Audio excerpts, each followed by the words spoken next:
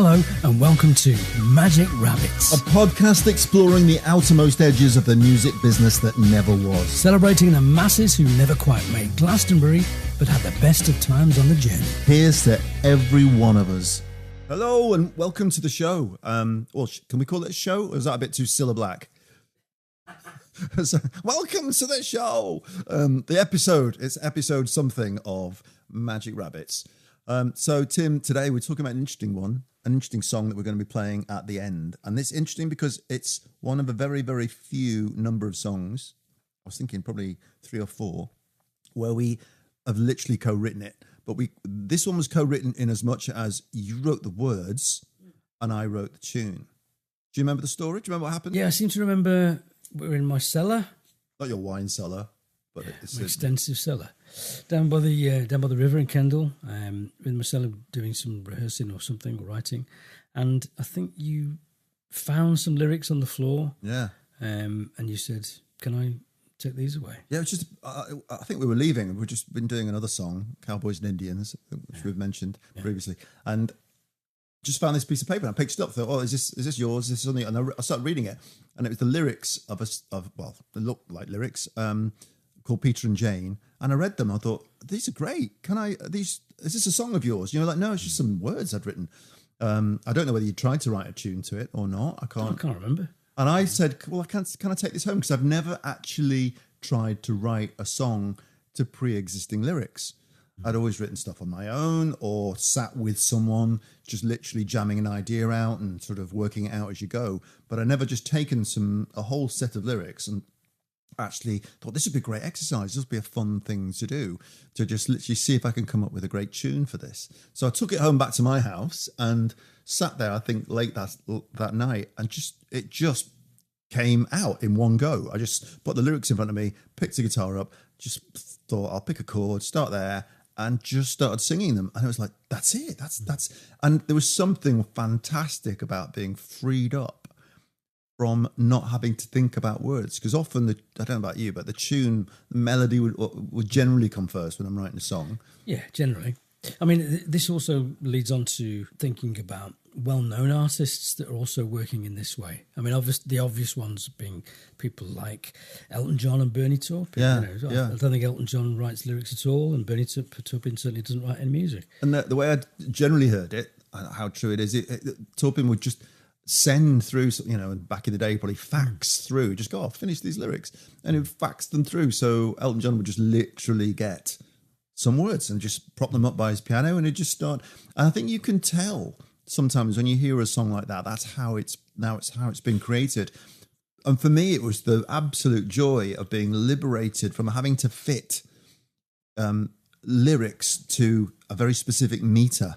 You know, you're thinking when you're writing a song, you know what time signature it's in, and you know the rhythm of it and the sort of groove and the vibe of the song, and you try desperately hard to make the words go fit exactly and on the beat, on the note and stuff. And when you've got lyrics that are just been separated from a tune completely, and they're just almost streams of consciousness, you have to make them fit. Yeah. And there's something in that. It's a real skill. It's a real skill when you've got two writers that do that, and it does work. I mean, I'm thinking of Squeeze, for example. Yeah, Difford and Glenn Tilbrook. Yeah.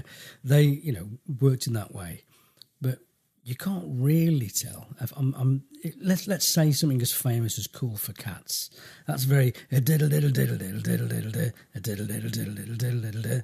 So the music, it's almost like the music fits exactly with the words, and the words fit exactly with the music. But I think if you saw those, if you saw those written down, you'd see that lines were short and some lines were long, and it's got a more rambling streams of consciousness story about it, and like Up the Junction. I think you saw that written down as a song, a Squeeze song, Up the Junction, which you covered, don't you? Yeah. You do a cover of that one. You sing that. I've heard you sing that in a. So there's something about that just I don't think anyone who'd already had a tune could have written that kind of story, that meandering, labyrinthine kind of story to. I mean, talking about the story itself, I mean, the story behind the lyrics, this was written not long after my wife and I had moved to this area. We were just a boyfriend and girlfriend, and we moved to the Lake District. She was from the northeast, I was from Birmingham, and we'd just chosen to come and live in this beautiful area. And the circle of friends that we were building up at that time were made up of people that had made this place their home. And generally speaking, there are so many people in these areas of beauty all over the UK and all over the world. So many people that are not from there, but they've chosen that area to live, and that they are a certain type of people. So, for example, in the Lake District, there are so many people here who love the outdoors, the mountains, the lakes, the fresh air, the wildlife. And to be honest, that wasn't me. I certainly wasn't like that, You just said a daft ex-army brummie. None taken. Yeah. Yeah, it's really from a larger sort of conurbation, if you like, and then coming to this sort of place. And I was wondering what it must be like to be that kind of person. And we're surrounded by those kind of people, and they're wonderful. These people are lovely, They've got far more broad-minded, than I ever was. And it was lovely to meet those people. Not just those people who've made this their home, but also the people who are from this area, And we've started forming bands that included those kind of people sometimes. And so I wrote this song from that viewpoint, These people who do this and they do that, they go walking, they do all that, and shouldn't we do that as well? Was it kind of looking on other people's lives sort of voyeuristically and saying, oh, that's a great life, why are we not as good as them? Yeah, not necessarily as good, but I think, actually thinking about it now, perhaps that life is better, And, when you're in early stages of a relationship, you kind of think, well, perhaps my partner wants something more from me, and am I giving her everything, the kind of life that she always sort of wanted?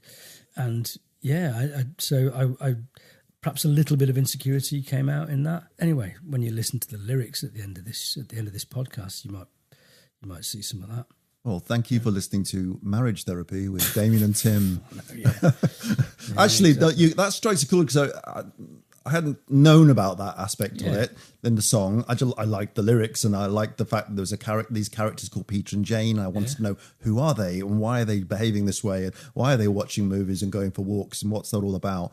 But I think subliminally, maybe it struck a bell because I moved to the Lake District when I was about 17, begrudgingly from Stockport. And my parents bought a hotel in Kendal, and they said, right, we're off, we're moving to the Lake District. And they snatched me out of this, my blissful life in South Manchester, about to join my first band and, be going to sixth form in this great sort of comprehensive school I was going to, Bramhall High School down there. And was literally whizzed up to this out of the way place, with trees and lakes and literally no cityscape. It's just not the sort of place I was used to. And I just planned the years ahead of me. How do I get away from here? How do I escape from here?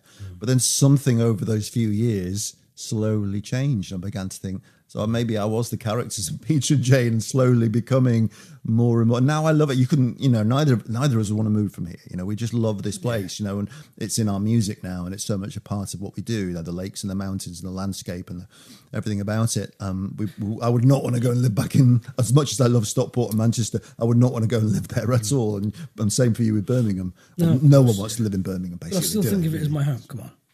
I still think of it as my home. It's a low blow, sorry. Yeah, thanks for that.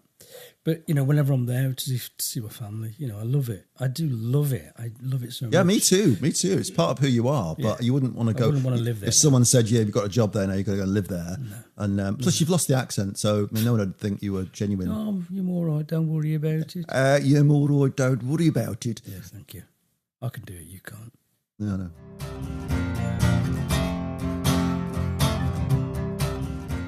So there was another song that we wrote together, but not quite in the same way. And we wrote a song called Cabin Boy Song, which is on the second Boat Thief album, which is available on Spotify. Blatant plug.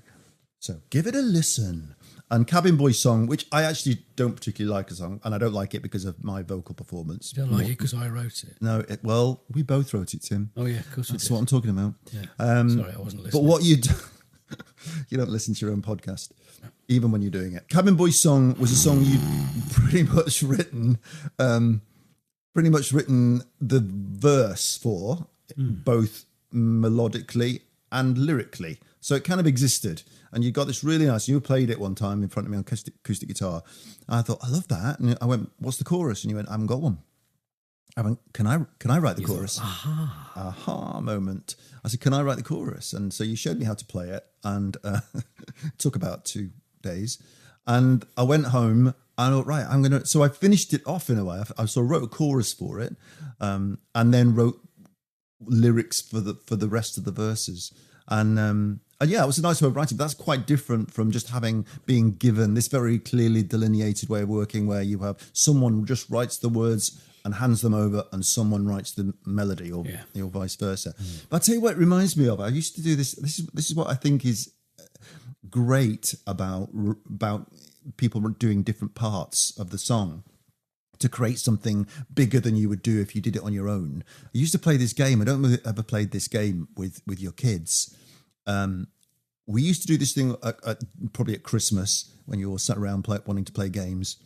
You'd take a piece of paper and you'd fold it into thirds or quarters, and the first person had to draw a head, and they could draw whatever, a monster, a person, a character, a duck, whatever. And you'd draw a head, and then you'd continue the lines of the neck just over the fold, and then you'd fold it and pass it to the next person, so they couldn't see what you had done.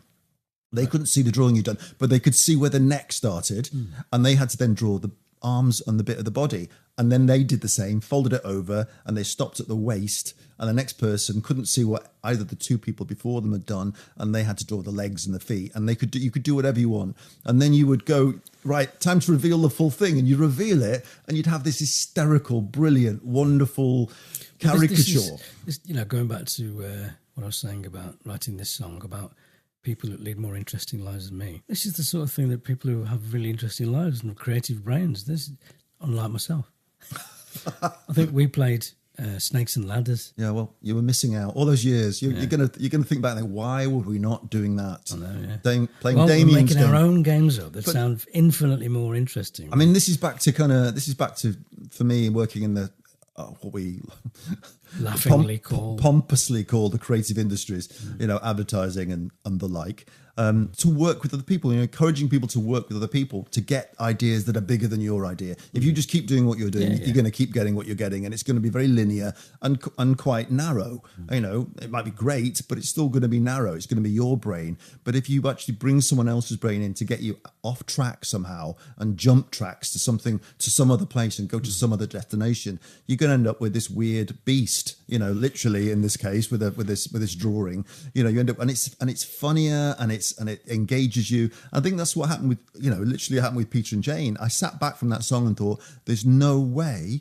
I would ever have got to that song melodically, because those lyrics made me think in a different way, rhythmically different. The tone of it was different. It wouldn't be something I would have written. I wouldn't have done those rhymes. I wouldn't have used those that kind of imagery.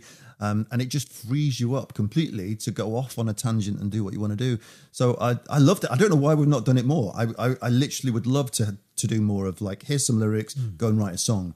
It must be great being someone like, you think of the great, musical people who wrote musicals. So you got the Rodgers and Hammerstein, or the, who would have a story and they'd write some lyrics, and then they'd have to write this fantastic melody over it. The Disney guys, well, there's Menken and Schwartz. Yeah, they've done some amazing stuff. Classic period in the sort of Hunchback of Notre Dame. Oh my God, one of the best absolutely ever. Incredible. Yeah. Once again, you've got two guys. One's does lyrics, one does music. Yeah. And they're such a marriage made in heaven. Absolutely fantastic stuff. I mean, me and my kids will still listen to Disney stuff, especially my daughter, Gemma. We will listen to Disney stuff and sing along with it because it means so much from us. And we just cry. The pair of us are just singing away and we cry. And it's because of that beautiful synergy between the music and lyrics that it's just part of you. Just part of your life. It's lovely.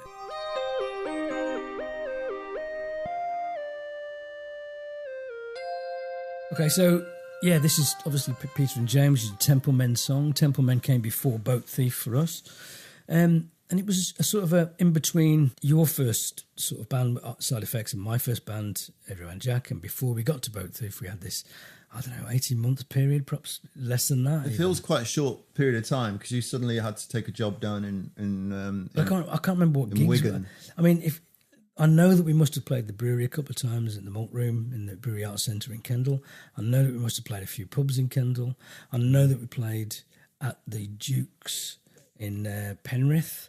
I don't even remember whether. Oh, I do suddenly. Yeah, I can see it now. The Dukes. Yeah, it was the sort of back of a pub, wasn't it? It was, right down there, and they had a little stage here at the back. Yeah. God, you've just literally only just remembered that as soon as you said it. It's weird. We're gonna put some photographs onto the Magic Rabbits Facebook, and one of them is a poster, a Temple Men poster, advertising a gig in 1988, whatever it was. And there's a weird little story about this. Tell us your weird little story, Tim. I'll tell you a weird little story. Basically, I was driving a van for a living. Yeah, that's right. I've lived the high life. And I was going through obviously having a van was great for us as a band because we could take stuff here and there, which was brilliant. I was driving through the lakes one day. It was a terrible, terrible day as far as weather was concerned. Typical Lake District day. Just so bad. The rain was terrible. And I wasn't seeing anybody around, of course, because everybody was staying inside.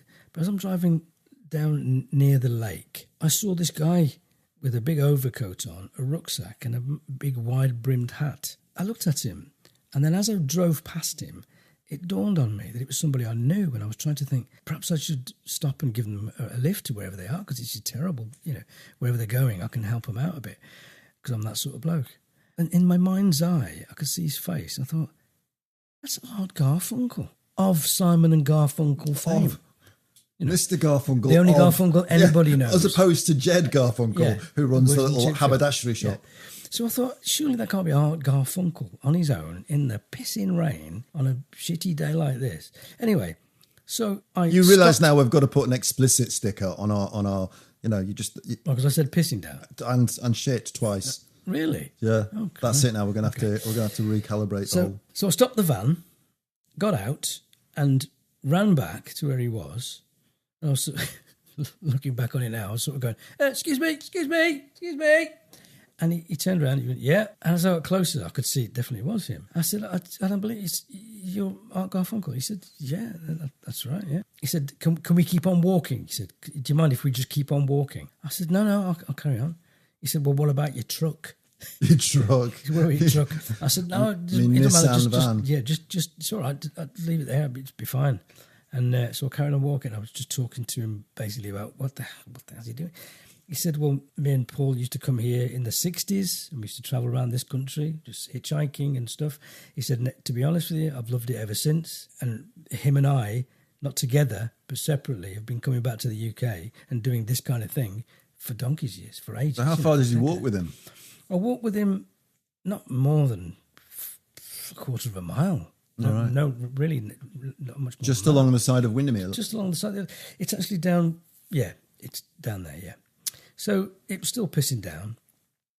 And if we went under a big tree, we'd stop for a couple of seconds just to get some shelter, I said, do you mind, at the end of this talk, do you mind if I just get you to sign something? He said, yeah, well, I haven't got anything. I said, well, the only thing I've got is back in my van, He said, right, well, you'll have to go back and get it then, won't you? So I went back to get the van. I ran back, got the van, came back, drove back to where he was.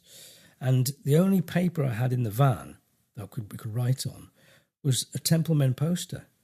And we just turned that over and he just wrote, good luck to the Temple Men. Is that now available on eBay? Yeah. Well, I'll put it on our Facebook page so you can see it. Highest bidder. But he just said, good luck to the Temple Men. Best wishes, Art Garfunkel. Wow.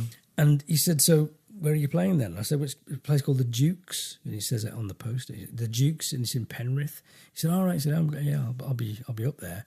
I said, will you be there? Will you be there on Thursday? He said, yeah, I suppose I will. I said, well, come by then. And he said, well, I don't think I'll be doing that. I said, well, why not? He said, well, it's not as easy for me to sort of do that, as you can appreciate. I said, we can just wear your big hat then. Nobody will know who it is. He said, did you feel like saying, don't worry, no one recognises you, they just know your mate better? Yeah. They'll just go, hey, Paul. But no, I said, nobody will recognise you. He said, well, you did. He's got a point. Yeah, touche. Mr. Turtle. Garfunkel. Yeah. But so do you keep in touch along with him and Billy Bragg? Just Christmas. You show his mates. Cards, just Christmas cards. It reminds me of a story actually. Because me and the girls and my wife Jules were in a coffee shop not far from where you're talking about in Windermere, in the village of Windermere, and we were sat on a table, like a communal table in the middle, just having coffee one Sunday morning or Saturday afternoon or something. And there was this bloke at the other end of the table, and he was on his own. It was a little bit dishevelled, a little bit, just a bit, looked like he was a bit down on his luck kind of character. But he was, I recognised him, and I kept staring over at him, and he kind of nodded and smiled and stuff, and he just kept reading his newspaper. And I at some point I went, no, I need to know. And I said, mate, I know you from somewhere. Sorry. Are you from, and I thought I must know him from Manchester. And I could imagine him having a Mancunian accent. And I went, do I know you from Manchester? And he kind of went, yeah, maybe. I went, so did you play in bands around the Manchester scene? Thinking I might know him from that scene. There was just something about, I could see him on a stage, and I thought I must know him from little gigs we'd done in pubs and clubs in Manchester. And I went, I know you. I said, were you in a band? He went, yeah, I was. I went, oh, don't tell me. And I went, oh, go on, you're going to have to tell me. What was the name of your band? And he went, Take That. And I went, and in that moment I went, you're Jason Orange. And it was Jason Orange. And he was lovely. We had a good old chat. He pulled up a chair, and then the girls were there, and they kind of knew who Take That were. And we just had a good chat, and it was lovely. He was setting them up, looking for property, buying property in the area, and he'd left Take That at the time. Yeah. He'd not been in the band for a while, but there we go. And then again, I bumped into him the next day in Kendal. He was just wandering around, just kind of. He said, "You know a good hairdressers?" I was like, "Yeah, there's one down there," and we got chatting again. So we're lucky to live in a place like this because, of course, you do get people gravitating towards this area. Yeah. So anyway, those are our famous, showbiz stories. Yeah. So getting back to the song, getting back to writing and co-writing, did you ever write outside of stuff you've written with me? Have you co-written with anyone else? Well, obviously Everyman Jack that came before the Temple Men. My mate Alan Gallagher. Oh, Alan, yeah. Yeah, he used to write lots of the lyrics, so I'd write music. I think sometimes when you're young, you just want to be part of a unit. You want to be part of a collective unit. I loved having that sort of feeling of knowing that I could write half. I could do the music, Alan can write the lyrics, and together we could make it into the song that it becomes. But apart from that, there's nobody else. I'm going to stick my neck out a little bit here and risk insulting you, but I think you are a little bit more, I want to do this. This is mine. Controlling. That's the word. You do want it to be yours. But lovable. All the above. Is that true, or is that a gross? Well, about being lovable, but absolutely true. Oh, the controlling bit. Yeah, sorry, I missed that. Definitely, absolutely, yeah. And I think it's another one of those things. We've mentioned this before in a previous podcast. I was going to say previous pod then, like I'm an old hand at this. Yeah. But it's a little bit You got like, the old bit, right? But yeah. Yeah.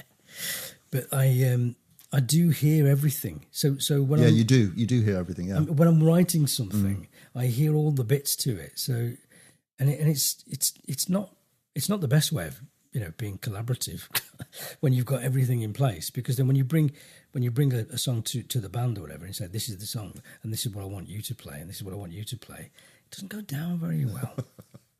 Especially when we can't play it because we're not that good. This is the complex, you're not playing it right bit that I want you to do. Yeah. Like, so yeah, it's never great that, but so yeah, that's the problem for me. So ever since I came out of Boat Thief, I've been writing. I just continually write. Hopefully, we'll get onto some of this stuff in future podcasts. Who knows? And I'm hoping that you and I can actually write some new stuff. That would be great. I think we'd really want to start when we exhaust our back catalogue, which isn't going to be long. It's not going to be too long. Well, there is a lot, but a lot of it we just don't want to redo, isn't there?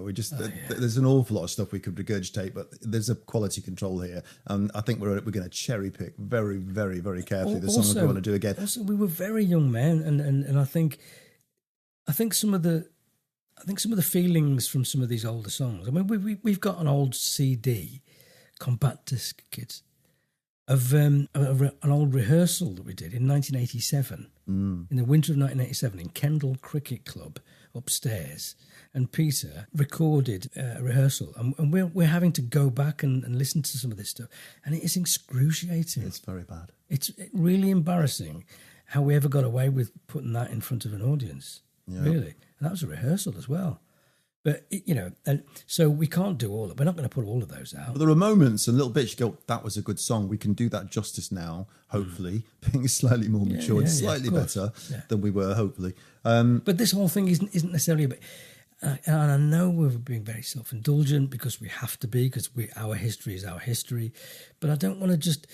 I want to really hope that all the people listening, and I do know that this is the truth because we've had so many brilliant messages from so many great people that we've over the years that we've been mates with, and have seen the band, and they like the bands that we've been in, and it's fantastic to hear these messages from people. So please keep them coming. It's wonderful. Please keep praising us. Please keep. We like praise. If you've got anything to say that's critical, please just keep it to yourself. But I actually do like to think that we're touching those people in a way that's legal, of course, but also it's bringing up memories for them of when they were in at those times. What are you laughing at? You know what I mean? So I like to think that we're sort of using this. It's like almost a stimulus for people to sort of think back for when they were in that position. Yeah, I'm looking forward to writing some new stuff. That'd be great. We get to a point where we go, okay, we need to write a song for episode 2049.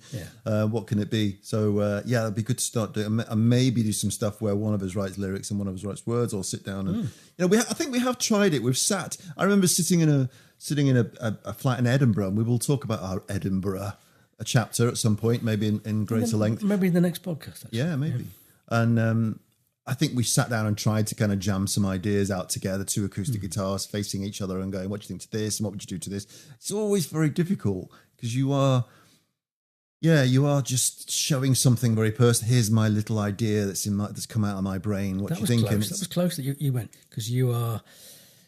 I was thinking, here we go. You thought I was going to insult you again. I've got the expletive button here ready. Oh, you thought I was going to say a naughty word? Yeah. No, I'll leave those all to you. And then it got better. It was nice. No more explicit language in this podcast. Tim's covered all that. I also remember we went surfing for a week down in Cornwall. Yeah, because we're cool. Because we're cool like that.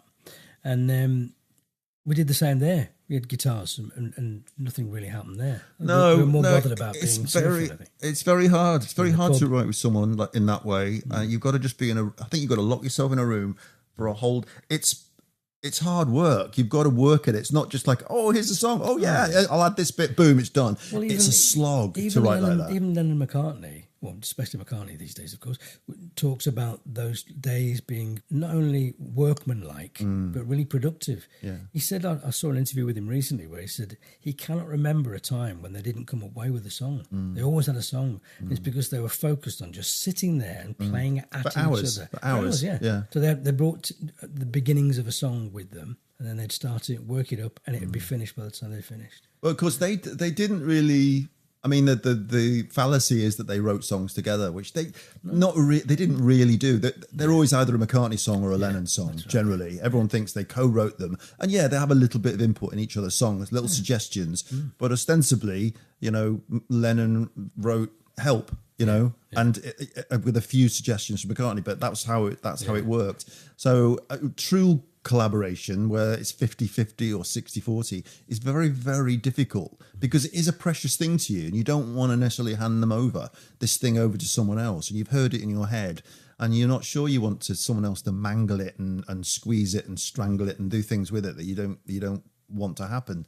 So it's a very difficult process. So I think that's why lyrics and music are two very nicely, clearly defined areas that you can go, I'll write the words, you write the music and vice versa. But I'd love to try other ways of doing it. And we have done a few songs where we've done that. I think we wrote a song that we sat down one day and said, right, as an exercise, as a bit of fun, let's write a James Bond theme tune. Oh, yeah. As if we'd been asked to do it. Like, what would we do if there was a fictional James Bond theme? It's just around the corner. Yeah. So we actually sat down and thought almost as a pastiche, not as a pastiche, it wasn't a joke. We actually wrote it seriously, but as if we had to write in that style, using major sevenths, E to C major seventh, bow, bow, that sort of stuff. And we wrote what I think is a really good song. So I was listening to it the other day. Oh, were you? Yeah. And I think that could be one that we could finish. Is it good? Can you remember? Is it No, good? it's good. All right, okay. I think good. we could finish I that. thought it was good at the We time. could finish that and we could put it out on one of these podcasts in the future. Because that's what we'll exhaust all the stuff that we did with bands. Well, I'm exhausted with it. And then we'll get to a point where we're just looking at stuff that we're doing now, what we've done in recent years, which is great. There was another section of my life where I was writing music for musicals, and it was when I was teaching. I don't know if I've mentioned before. Did I ever mention before? You've mentioned it previously. Yeah.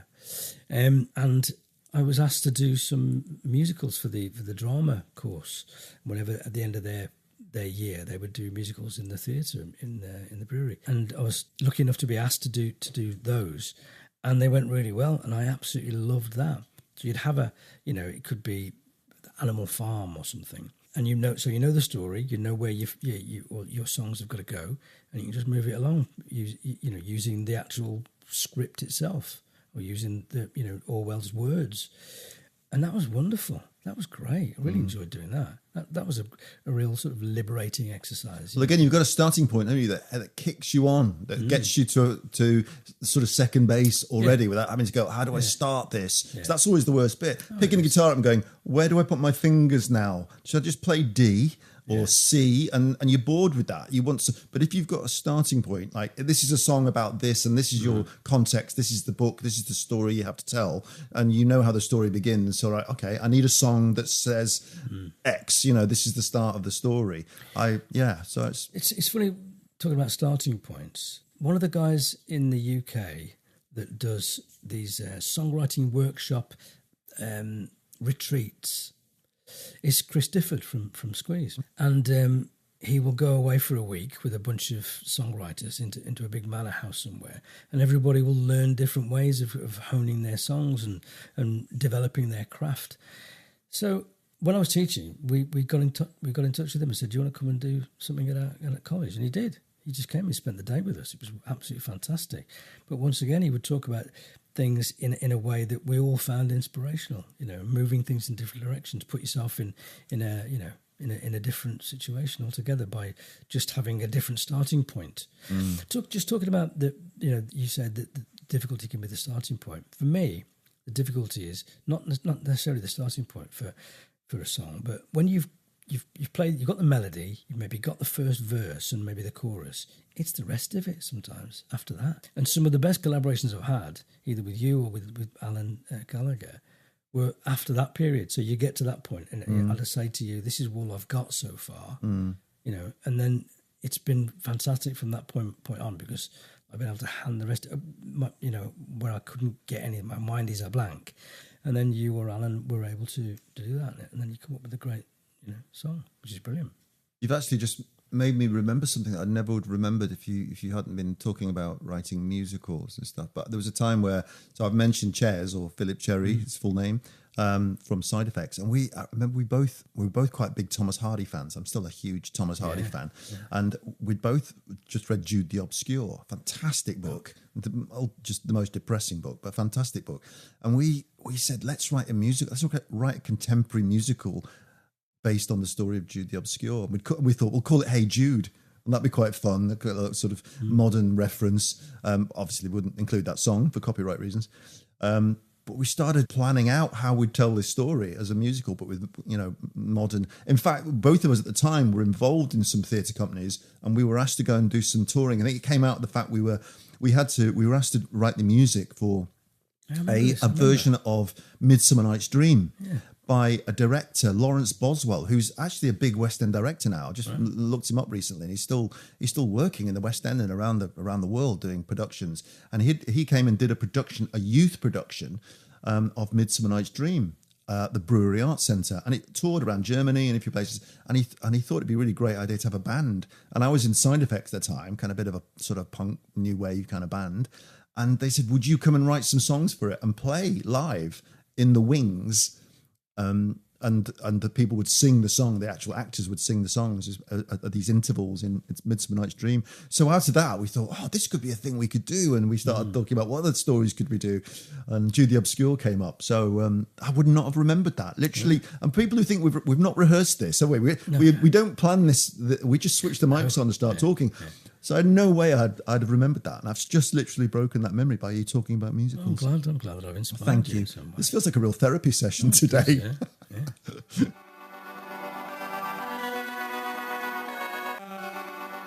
So just to sort of sum up the Temple Men period, which was after Everyman Jack and before Boat Thief, after Side Effects and before Boat Thief, how do you see it looking back on it now? How do you see that sort of period? How do you sort of sum it up? I think it feels like a lot longer period than it was because it was a very productive period, but it was incredibly short because we formed and then quite quickly you had to take a job down in Wigan and had to move away, and so we just couldn't rehearse and play. And it was like, oh, okay, so it was a very, very fleeting moment, but yet, and we didn't seem to do many gigs, but we wrote a lot.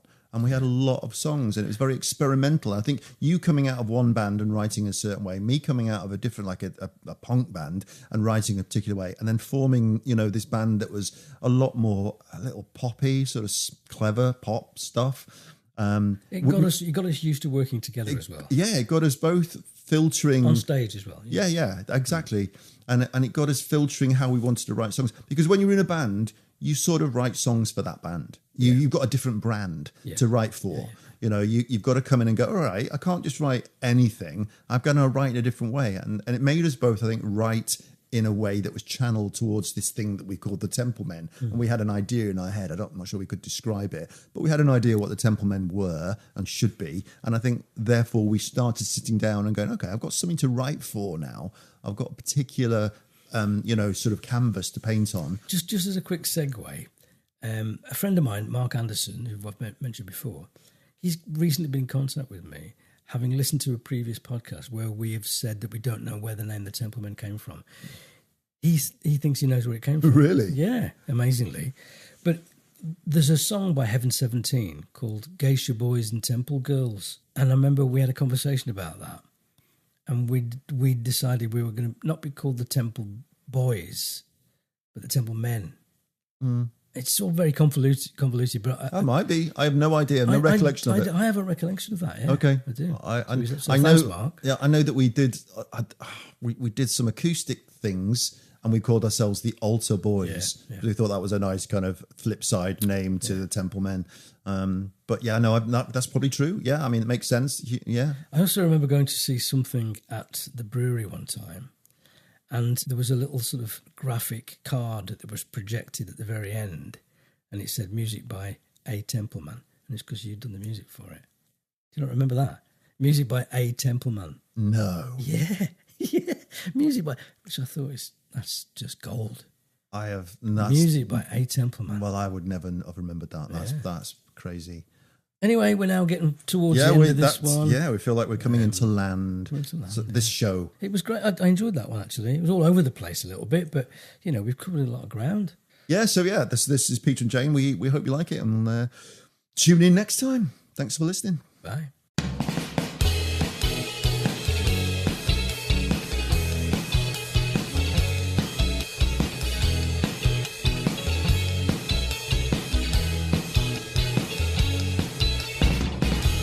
Daring deeds of a daring man can impress you in the way I can. Meek and mildness of human kindness can get to you. Peter and Jane watch movies. Shouldn't we do that? Peter and Jane go walking. Wouldn't that be good? When they're stuck for words, they gaze into each other's eyes. And when they're stuck for words, they gaze. Lucky for me, who specially let to hear my voice constantly. How long will it take for this eyes to pray?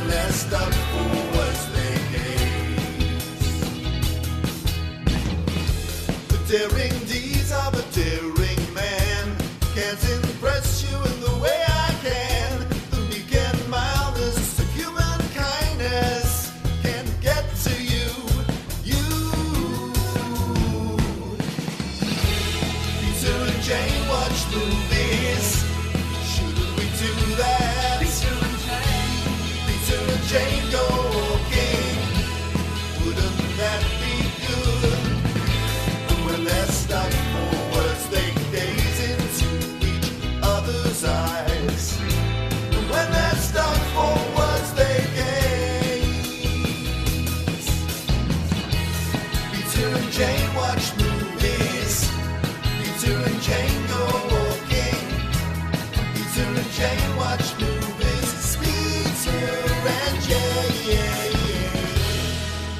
Thank you so much for listening to the podcast. We really appreciate it. And if you could like and subscribe or even leave a review, that would be just brilliant. Anyway, see you again soon. Bye.